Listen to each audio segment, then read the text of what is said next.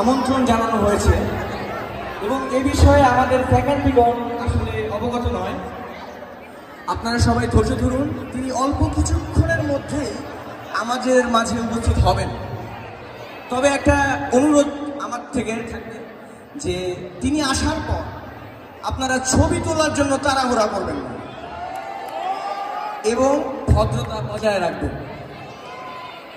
এবং তিনি কে, হ্যাঁ সুন্দর প্রশ্ন, তিনি কে সেটা আপনারা অল্প কিছুক্ষণের মধ্যেই জানতে পারবেন।